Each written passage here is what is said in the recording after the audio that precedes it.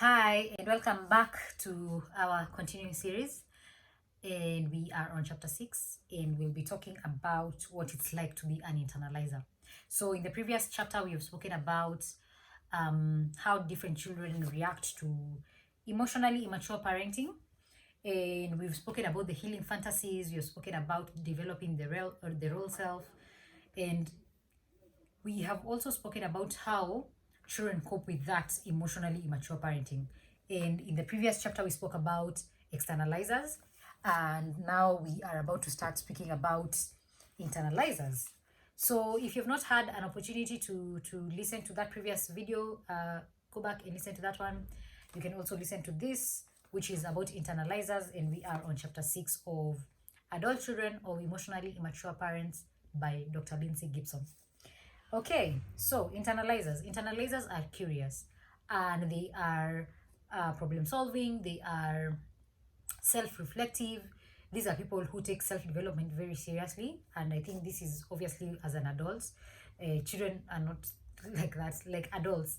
We if you are an internalizer, if you developed a coping strategy of an internalizer, then you will find that as an adult you're very problem solving, you're very good at not necessarily problem solving but trying to find solutions to problems. And so you take responsibility. These internalizers take responsibility for their actions. They take responsibility for the things that they do, and they have this thing where they become super independent, and they find a way to handle their problems by themselves. So these are people who rarely ask for help, and they actually don't feel worthy of help. That's why they find it difficult to ask for help. Their biggest source of anxiety is displeasing other people, because they feel that first of all they develop a lot of guilt if they make other people not pleased with them. If they displease other people, they develop a lot of guilt, so that gives them a lot of anxiety. And so they want to people please. They want to people please because if they are really nice, if they're really caring, people will like them. Yeah, so that's internalizers for you. In their in these people are also in their relationships, they are quite self-sacrificing. These are the people who will give themselves 100% all the time. They never seem to ask for any help from, or any love or any connection with the other person, because they're always giving. You can consider them givers. They're just putting themselves on the line all the time, but then they become resentful because of this self-sacrificing. And it is understandable. If you're constantly giving of yourself to people all the time, you're the only one who is always putting in the relationship, you're the only one who's working hard for the relationship, you're the only one who is doing the emotional labor, then eventually you're gonna start becoming resentful, because you'll feel like this person is just taking from you constantly and never giving back anything. And yeah, so those are internalizers for you. They are highly sensitive, and they are very perceptive of other people's internal states. So they will be hyper alert. Remember, I think it must have been in chapter 3 where I mentioned that that children of emotionally mature parents will develop this hyper alertness, because they need to learn how to tiptoe around their emotionally mature parents. Yeah, so they need to constantly be scanning and understanding what is happening right now. How are people feeling? How are people reacting? What can I do to make things better? Like, they're constantly looking for ways to make everything go smooth. Those are internalizers for you. They have very strong emotions, and they are considered too sensitive, and sometimes they feel ashamed because of those feelings of being considered too sensitive. So there are people who will feel intense feelings, and then now they'll be shamed for having those intense feelings. They'll be like, hey guys, will be like, hey, you're emotional, what's wrong with you? That's a thing. They have internalizers have a very deep need for connection. And you see that strategy I mentioned before, where they are self-sacrificing and constantly giving. It is a strategy for them to get love. So they are thinking that if I give of myself, this person will one day see me and love me, because I've been giving of myself a lot. And again, I feel like this ties a lot to that healing fantasy. They are thinking, if I constantly keep giving, if if I become this lovable person by becoming the giver, by giving a lot of myself, one day these people will see me and one day they will love me. And so they'll constantly be looking for places where they can keep giving, because they're under the impression that it is in that way that they can get love. So that's a thing. They know that wanting empathy and connection is not a weakness, it's a strength. At least they know that, which is a good thing. Always remember that love, attention, affection, all those things are not bad things. Those are good things. Those are things that help us survive in life. They can find emotional connection outside of family, with other people. So they will try to develop friendships with other people so that they can get their emotional needs met, because they have realized maybe that these needs will never be met in family, among family members, especially among the emotionally mature parents. So they will look for ways to have their needs met outside of the family, which is okay in my opinion. They are very embarrassed and apologetic, and they feel undeserving of help.